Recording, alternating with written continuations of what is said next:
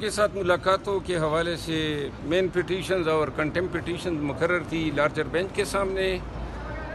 یہ تمام پٹیشن اس آئی سی اے کے نتیجے میں عدالتوں میں آئی تھی جس آئی سی اے میں خان صاحب کو ان کے اہل خانہ سے ملاقات، ان کے وکلاء سے، ان کے سیاسی اکابرین سے ملاقات کے لیے ایک شیڈول دیا تھا، وہ بھی جیل حکام کی رضامندی سے دیا تھا. میں نے اس دور میں خان صاحب کے حکم پہ ان ملاقاتوں کی فیسیلیٹیشن وغیرہ کے لیے کیسز دائر کیے تھے جو آج مقرر تھے.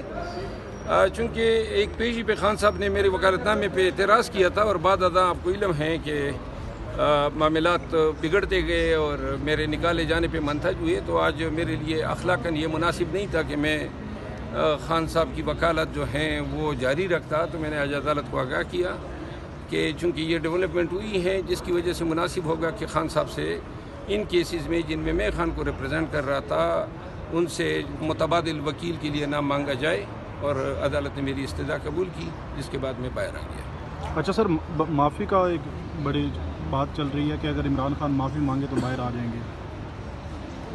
دیکھیں، پہلی بات تو یہ ہے عمران خان اگر معافی مانگے اور اگر عمران خان معافی مانگ لے گا تو وہ دن جو ہے عمران خان کی سیاست کا خاتمہ ہوگا. پھر مجھ جیسا آدمی عمران خان کے ساتھ کبھی بھی اگر کوئی کہے گا بھی تو میں ساتھ نہیں چل سکتا ہوں، کیونکہ جس عمران خان کو ہم نے لیڈر مانا ہے وہ عمران خان وہ ہیں جو کبھی بھی ایک ناکردہ گناہ کی معافی نہیں مانگے گا. 9 مئی کو تو وہ گرفتار ہوا، 10 مئی کو میں نے ان کو آگاہ کیا کہ پاکستان میں کیا ہوا، تو جو گناہ انہوں نے کیے ہی نہیں ہیں ان کی معافی مانگ لے صرف اپنی رہائی کے لیے. اور اگر یہ کام ہو جاتا ہے تو یہ جو سیاسی جو عروج حاصل ہے پی ٹی آئی کا وہ دڑام سے گرے گا. یعنی 1.5 سال 2 سال بعد خان کو کہیں معافی مانگے، تو یہ معافی اگر مانگنی تھی تو جس دن بنجال صاحب نے بلایا تھا اس وقت سپریم کورٹ میں معافی مانگ لیتے نا. اور جو یہ بات خان صاحب سے توقع کر رہے ہیں وہ میرے خیال میں یا خان صاحب کو جانتے نہیں ہیں یا پھر خان صاحب جو ہیں اس کی قوت مزاحمت سے آگاہ نہیں ہے. میں نہیں سمجھتا ہوں کہ اب معافی تو ریاست کو مانگنی چاہیے. 26 نومبر کو جو ہم پہ گولیاں چلائی معافی اس کی بنتی ہے نا. معافی تو 8 فروری کو جو مینڈیٹ چوری کی ہے اس کی معافی بنتی ہے. یہ 9 مئی کو کیا ہوا تھا؟ کوئی سپاہی کوئی فوجی شہید ہوا ہے، پی ٹی آئی کے ورکر ہی شہید ہوئے اور معافی بھی خان مانگے. یعنی کہ اگر ناک سے لکیریں ہی کھینچوانی ہے، ریاست ایسے لوگوں اپنے لوگوں کے ساتھ اس طرح نہیں کرتی ہے. اور جو لوگ یہ توقع کر رہے ہیں کہ خان معافی مانگے گا ان کو میں بتانا چاہتا ہوں خان ایسی مٹی کا نہیں بنا ہے. کل یوم پاکستان پہ بہت زیادہ تمغے دیے گئے لوگوں کو، سوشل میڈیا پہ تنقید ہو رہی ہے. آصف زرداری کی تقریر بھی کافی زیادہ وہ ڈگمگا رہے تھے، کیا کہیں گے اس میں؟ میں نے تقریر تو سنی نہیں ہے، البتہ وہ جو گارڈ آف آنر لینے جا رہا تھا اس وقت میں نے کوئی ایک سین دیکھا ہے.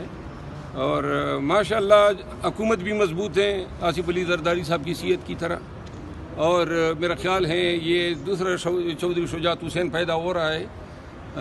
آنے والے 3 ماہ کے بعد ان کے لیے ٹرانسلیٹر ہی رکھنا پڑے گا آصف علی زرداری صاحب کے لیے. بہرحال اللہ ان کو شفا یاب کریں، صحت اللہ ان کو دیں، یہ دعائیں ان کے ساتھ ہیں.